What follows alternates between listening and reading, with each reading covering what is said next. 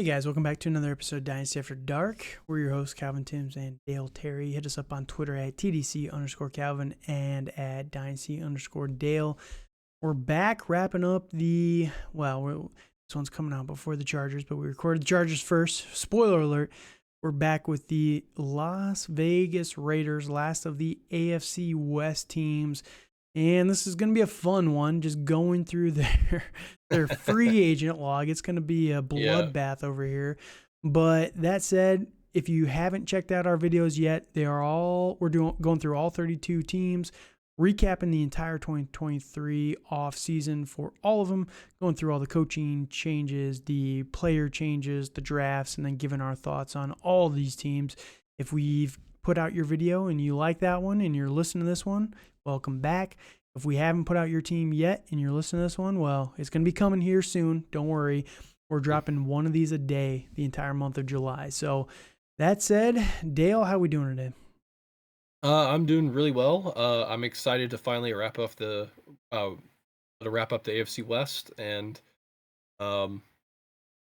talk about a mediocre team. Can't wait. Dale's coming in hot with this slander on the Raiders. #BlackHole. Black hole. I'm feeling it. Yeah, you don't want to piss off the Raiders Twitter. They will not like that. So I am I'm not associated with this at all. I'll give my thoughts on the team later. but no, the Raiders, man, it's just for a storied franchise. Forever. Yeah, that's the problem, right? Stuck in mediocrity. Yep, and you gotta think it starts at the top, at the owner. I just think that Mark Davis is very mediocre.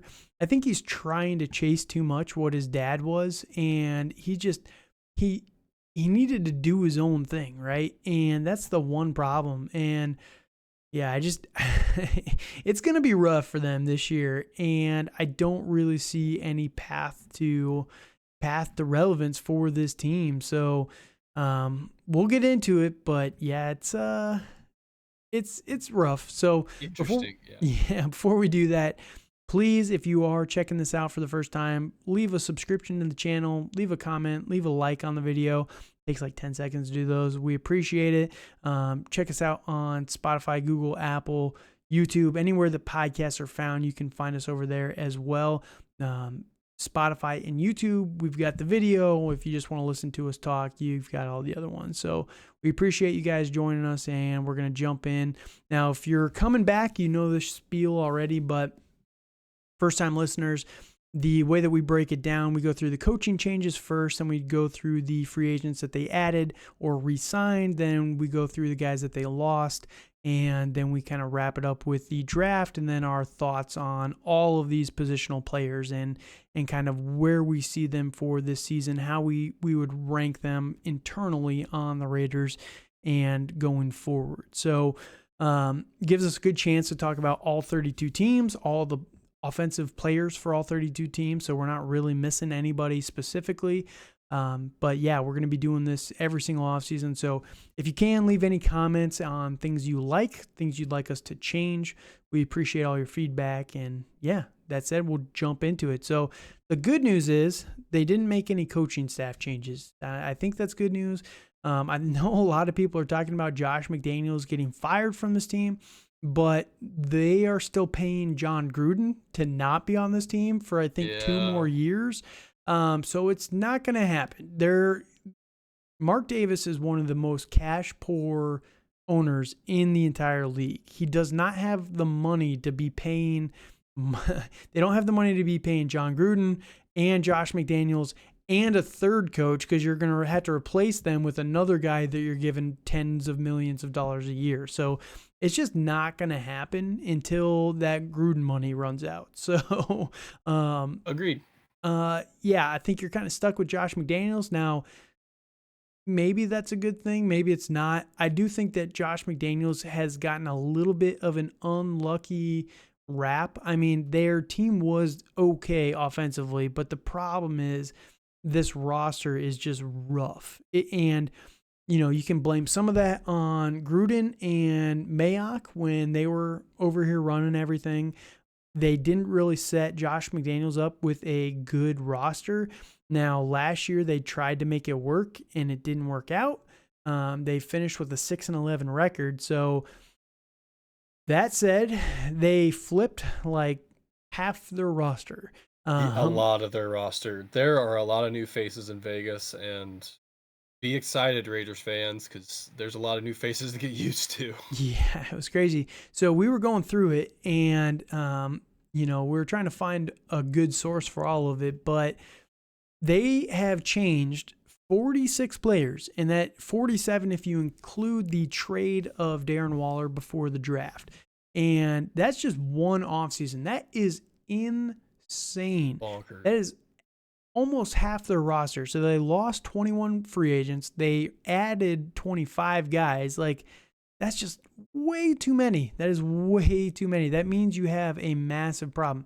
So maybe they're trying to fix that problem. So I can respect that, but man, it's just not a good sign when you're cutting 21 players and you're bringing in 25 new guys. So, any last thoughts before we jump into these guys? I'm going to rattle through them as quickly as I can.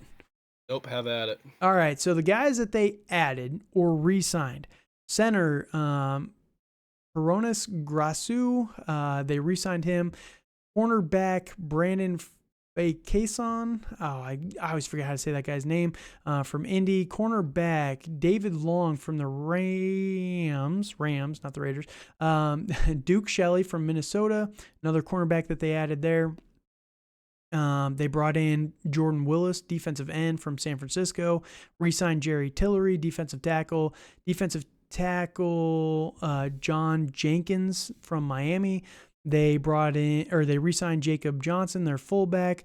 They brought in Greg Van Rooten, guard from Buffalo. Re-signed Alex Bars and Nitan Muti, a couple of guards on their team. They brought in Robert Spillane, linebacker from Pitt. Don't care about long snappers. They brought in Jimmy Garoppolo from the Niners. They brought in Brian Hoyer from New England. They re-signed both quarterbacks, by the way, for those out there. Jermaine Illuminor, right tackle. They re-signed him. Marcus Epps, safety. They brought him in. Jaquan Johnson, another safety from Buffalo. They brought him in. They brought in Austin Hooper, tight end from Tennessee. O.J. Howard, tight end from Houston. Jacoby Myers, wide receiver from New England. Mac Hollins is gone. DeAndre Carter from the Chargers, another wide receiver. Cam Sims. Keelan Cole, haven't heard that name in forever. I didn't even know he was on this team. And then Philip Dorsett. These are all the guys that they brought in. Now, all the guys that they sent out, we'll go through those guys quickly, and then we will talk about all the free agent signings as a whole this time because there's just so many compared to the other teams. Rock Ya-Sin, cornerback, went to Baltimore. Sidney Jones, another cornerback. Cleveland Farrell, defensive end, first-round pick a couple years ago. He's gone now. Andrew Billings, defensive tackle. Denzel Perryman, interior linebacker. Derek Carr is now gone. Jared Stidham is now gone. A couple quarterbacks that have now left the team. Jackson Barton, tackle. Foster Moreau, tight end. That was actually, when we get to New Orleans, that's going to be a fun one to talk about there. Mac Hollins is gone from this team. That's a big loss, I think. He was low-key kind of valuable for this squad. Another cornerback, Anthony Averett. Isaac Rochelle, defensive end. Tashawn Bauer, another DE. Brock Martin, another DE. Jaywan Brown, interior linebacker. Micah Kaiser, another linebacker. Jordan Jenkins, outside linebacker. Strong safety, Duron Harmon, and Matthias Farley, another safety that they lost. And they traded away Darren Waller for a third-round pick. So lots of players that have lost. Now, give me your thoughts on this free agency. It was busy. I think that's the biggest thing. I mean, I feel it was a trade-off for quarterbacks with Derek Carr and Jimmy G. Mm-hmm. They got Jacoby Myers, which isn't going to add very much to that offense. Right. Personally, um, they just really got just a lot of Jags in my opinion. Like I don't see any big improvements. I mean the defense needs to improve, and I think they did pretty well. Like they kept Jerry Tillery, which is good. Mm-hmm. And then they drafted a couple guys in the draft, but Right. um, other than that, like I don't really see a lot of super big improvements in this roster. Right. Yeah, I'm with you there. I the biggest thing for me is that they did not get to was the offensive line, and I get it. The Yeah. defense needs to get better, and they went hard. They swapped a lot of guys, mostly on the defensive side, and then the wide receiver core. Wide Yep. receivers, it's not super detrimental. Right. They've got Devante Adams at the top there, so him and Hunter Renfro. They've got, Jacoby Myers is the third guy. They have plenty of guys there. So I just wish they would have attacked the offensive line a little bit harder. Now, Yeah. quarterback might be an issue, especially after we go through the draft, but we'll see how that kind of works out there for sure. So in the first round of the draft, quickly, we'll go through the draft. Tyree Wilson, defensive end out of Texas Tech. He is someone who came on really strong at the end of the draft Yes. season. There's people linking him to Arizona at number 3 overall. Ultimately, Arizona went O-line instead at 6, right? That's what they traded back Yes. to. Yep. So they could have still taken Tyree Wilson, but they went O-line instead, which props to them for that. Respect that. I was shocked that they did not take a quarterback here at 7 overall, but it was Will Levis, I guess, was the only real Yeah, option it was there. Will Levis. So like that doesn't seem too appetizing, in my opinion. Yeah, but I mean, if they don't have Jimmy Garoppolo, that could be a problem. It could definitely be I a mean, they problem. did draft someone like Aiden decent. O'Connell, I and yeah, yeah, we'll get to I do him. like yeah, I do like Aiden O'Connell. I watched him a little bit in Purdue. Unfortunately he's a statue Right, which is not in the good with this backfield. offensive line. Yeah, yeah, it's with his offensive line. It's bad, Yep. and and again, like what you said, like it doesn't help that John Gruden and Mike Mayock picked some real winners. Yeah, they missed on like Using every some draft pick they had. It feels like yeah, so. I'm using some heavy sarcasm on. Right. Um, So in round 2 they took Michael Mayer, tight end out of Notre love it, Dame. love That was it, a good pick. Really like that, especially after getting love it. rid of Darren Waller. You get to improve that with a younger version. Defensive tackle Byron Young out of Alabama in round 3. Trey Tucker, wide receiver. This was a dumb pick in my opinion. You have so many wide receivers on the team. Like why? Why are you wasting a 3rd round pick on a wide receiver? He wasn't even the best wide receiver on his team. Like whatever.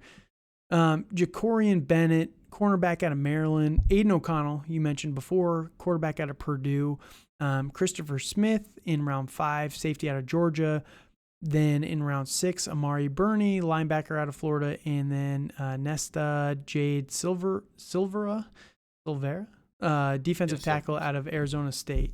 So, yeah, it wasn't the worst. I just feel like they could have no, attacked positions it of was need a little bit mid, more. yeah, and I think they were trying to get they well Raiders historically have gone after positions that they don't need.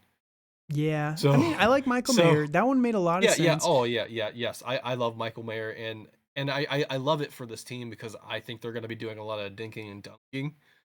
Because it's because the offensive line is pretty poor. Yeah. Um, and they're going to be giving the ball a lot to other players that we're going to talk about later. Yeah. And yeah, that's where their strategy, the only downside I could see is, especially with tackling mostly defensive players in the draft, right? Because, they took Aiden O'Connell, they took Trey Tucker, and they took Michael Mayer. But other than that, those 3, they had 9 picks. They took 6 defensive players. Like you added in 25 new free agents, right? Mostly defensive players. I think you're making too many changes that you're not going to be able to find the problems. That's the one downside. When you change everything, you can't really isolate what the issue is. And I think that's kind of the problem here. But we'll see how it kind of works out this year. Now, again, their offensive line, it's not going to be good. I think it's going to be probably 20 to 25. So it's going to be bottom half. Now, you've got Jimmy Garoppolo, who gets injured every other game, it feels like. But you do have Brian Hoyer. I do think that Brian Hoyer is a decent stopgap because I don't think Aiden O'Connell, you want to be running him out there earlier. Now, I talked about this with a fixing the franchise with the Raiders before the draft, way back when. This team is like one of the weirdest built teams because you have so many older guys on this roster, and the positions where you need youth, like they're built that they have to win now, and they just don't have that with Jimmy Garoppolo and Brian Hoyer. Like if those two aren't out there and you're going with Aiden O'Connell, you have a win now roster with a rookie 4th round pick. That's not a great situation. So it's just, I don't know. It just feels like they're a little lost. And that's where it's unfortunate because I want to see the Raiders actually be solid just to give, they're fun to watch when they're good, right?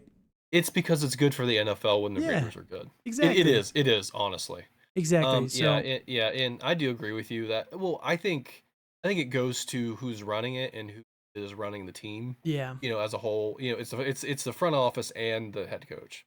Yep. I'm not a big fan of Josh McDaniels. I mean, that kind of goes back to what we said in recent videos, like with Matt Nagy, that like some guys are fantastic coordinators, horrible head coaches, and they can't coach a whole team. Yep, I'm with you. And there's nothing wrong with that. That's just not some people's skill sets.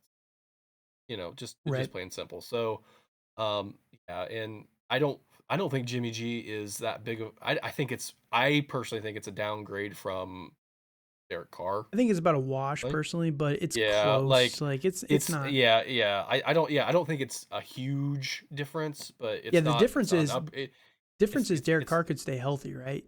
Yeah, exactly. Like I know what I'm going to get with Derek Carr, but with Jimmy G, like he could have a crap game one day, and the other game he breaks his foot, and then the other game he throws for 300 yards and 5 touchdowns. Like it's hard telling what you're going to get out of him. Yep, he's very much inconsistent. I would not be shocked if we see Brian Hoyer, start for this offense for multiple games this season. But so quarterback wise, especially in Superflex, I don't think you're excited about either one of these guys. I think in 2024, they're going to be at the top. They still have their 1st round pick next year. So I think they're going to be in the running for one of those top quarterbacks. I really do. I don't think that this team is really built, like they're built to win now, but they don't really have playmakers at every position like they should, right? And when I say they're built to win now, they're just older, right? They have a lot of veterans at on the defensive side of the ball and things like that, but they're not elite veterans, right? So that's the only downside there. So we'll see how it kind of shakes out. But quarterback wise, I think that Jimmy Garoppolo is definitely a starter when he's healthy. For fantasy, I don't think he's really anybody that I'm looking to invest in, especially long term. I don't think there's much loyalty to him, but I do think that him and Brian Hoyer can facilitate the weapons. So we'll talk about the weapons quickly here. Now, Josh Jacobs is franchise tagged. He has not signed his franchise tag, and he has to do that here in a couple of days by the time you're watching this video. So we'll see how that ultimately shakes down. I think he has to sign it, or the chance to sign him to a long-term contract expires here in the next couple of days. I think he can sign it anytime between now and training camp starting, if I remember right. So we'll see how that kind of breaks down. I don't see him sitting out this year. He's going to play on the tag, but if he's healthy and if he's playing, he's obviously an RB1. I think that we saw a massive resurgence from him. And Josh McDaniels, again, this kind of goes back to the offensive coordinator side of him. He realized in the middle of last season that Josh Jacobs was their best game plan, right? And they pivoted hard into that. And that's where Josh Jacobs was just going off for 200 yards and just killing people, right? And I think that they're going to do that again this year. So Josh Jacobs, obviously the number one guy. Is there anybody else that you're really looking to roster here at the running back position? Not really. I think Amir Abdullah's interesting only because of his pass catching. Sure. But he is 30 years old, so that does not help. Yeah, Um, I could see them being in the other th- market for a elite young guy in the draft next year. yeah, I mean, I'm not excited about Zamir White. He was kind of the hotness last year a little Hmm. bit that like people were excited about him, but uh, I'm not really excited about anybody else here. Like Yeah, nobody else. they're kind of taking the whole There's New nobody. England approach, right? Where Yes. just it's a committee and whoever's Yes. the best guy, he's going to get most of the shares, and then we're going to move Yep. on from you next year. So, Yep. all right, pass catcher. So obviously Josh Jacobs is the premier asset. You can take a stab on Zamir White or Amir Abdullah, but yeah, I'm not. Again, it's not super exciting for anybody other than Jacobs here. And I think Jacobs is probably going to have like 75% of the touches for the running back Snaps. position. Yeah. So, pass catchers, we're going to go with. Now, everyone's excited about Micah Mayer. Devante Adams, obviously the number one guy here still. I don't think Devante Adams is going to fall off this year. I do think he's going to have a down year because I don't think that Right. Brian Hoyer or Jimmy Garoppolo is going to be able to feed him the way that he was able to get fed by Aaron Rodgers and even Derek Carr last year. I think that if it's Hoyer or Garoppolo, they're going to do more of a split between all of them, and Devante Adams is going to be very, very upset. Very upset. He's going to be on another team next year. I agree. So Devante Adams. So it's with Adams. Like, do you think he can still be like a low end wide receiver one this year, or do you think he's going to be? Yeah, I would say so. I just don't think he Yeah. has like top 5 potential anymore. I agree. Especially agree. this year. So, He's always kind of done it off touchdowns, right? And I just don't really see a ton of touchdowns coming their way this year. Now the number 2, are you going with Jacoby or Hunter Renfrow? I think it's going to be Jacoby Myers. I think so too. I've been hearing a lot of reports that like Hunter Renfrow's out the door. They may cut him. Really? Even yeah, I've been hearing that for the past like month or so that they may even cut Renfrow. I think Renfrow is more their slot guy, and they're just cleaning house. It's crazy. They are like they're trying to turn over their roster. I don't know if that's going to help them or not, but right. Yeah, it's going to be rough for a couple years. So, Yeah, I actually agree with you. Yeah, I mean, I like Renfrow. I do. I think he's more the PPR guy. He'll be on the Patriots in next year. He will be, yes, very, very soon because he is a wide receiver. Yep, exactly. Yeah. But yeah, I think I'm with you. I think Jacoby Myers is the number 2 guy. Now, I think he could have in a full PPR like we're in. I think that he could have a pretty solid sneaky top 24 season. Yeah. Good. Well, I think he's going to have a wide receiver. I think he's going to be a wide receiver 3. Yeah, that's likely. Yeah, I think he could sneak in the top 24, I think. Yeah. Just on volume. I think that there's a world where he could get like 120 targets this year, and it kind of just edges him right into the bottom of wide receiver 2. But no, I think he's a sneaky kind of depth play if you're looking for a guy that's probably pretty cheap to go and acquire. Now, again, the tight end position, Michael Mayer is obviously the guy that everyone's excited about, but he is a rookie, and the one problem with Michael Mayer, he's such a good blocker, and this offensive line is going to be pretty weak this year.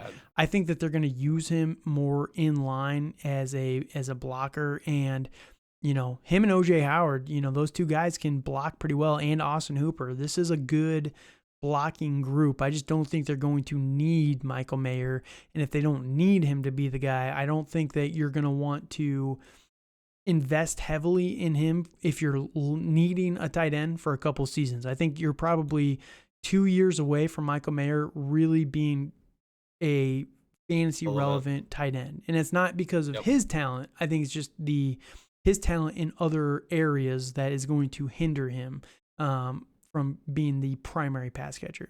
Right. I agree with that. So like are you stashing an OJ Howard or Austin Hooper? No, I don't want. Okay. If I'm getting a tight end, it's going to be Michael Mayer. I just think that. Yeah, I agree. I just think we have to temper our expectations because, I mean, people are drafting him over guys like Sam Laporta, and I think Sam Laporta has a very realistic chance that he could have, 100 targets this year. If Michael Mayer gets 50 targets this year, I'll be happy for him. You know what I mean? And I just think that, again, that's not due to him. I think it's more just due to all the other players that they have, right? Yeah, So, yeah. and the scheme and everything. So I could be wrong on that one. I would not be shocked if he does, they made him a center point, kind of like Gronk or Hernandez over in Yep. New England. But at the same time, I'm just trying to be realistic with it, right? And Yeah. unfortunately, that means you have to temper expectations on Michael Mayer. Long term, though, I think that he's going to be a stud. Oh, no, I agree. I can see him having a very Jason Witten-like arc, Yeah, just yeah, definitely. I think it's gonna take him a little bit because their team is just so bad. Yeah, Like we'll see. I like mean, on the offensive end. I think defensively they're gonna be a lot better, and mhm. I really like their defense, but offensively not anything that excites me. Yeah, and again, that kind of goes back to you're changing so many different things on this roster that I honestly I don't even know how their defense is gonna look this year. Like they've changed every position, so Yeah. I have no idea if they're going to be better or worse or what. They should be better. I mean, you pair Max Crosby with Tyree Wilson that they took in the draft. You had Byron Young up there and Jerry Tillery. Like that's a pretty strong defensive front, but the secondaries were they were kind of weak anyway, and it's just we'll see how that kind of plays out. Again, it could be better, but you're changing 20 some players. It's hard to project that when you're changing that many pieces on the car, right? So, and again, I think that if Jimmy Garoppolo and Brian Hoyer are healthy, and they're out there, it's going to be an okay offense. You're probably again talking middle of the pack. I do think that Josh McDaniels can scheme this up pretty well, but I just think that for real NFL football, they're going to win a lot, or they're going to lose a lot of close games, and there's going to be a lot of heartbreakers in there. And I think they're going to have a pretty poor record again for the second straight season. People are going to want McDaniels fired, and again, I don't think he's going anywhere until at least 2025. So we'll see how it goes, but yeah, they are trying to fix it. I just don't know if they've done it yet. Is that fair? Yes. All right. Any last thoughts on the Raiders here? No. All right. No. So that said, again, the podcast is available on YouTube, Spotify, Google. If you can, just like, comment, subscribe, all those fun things. And, once we get up to 1,000 subscribers on YouTube, I'll stop asking.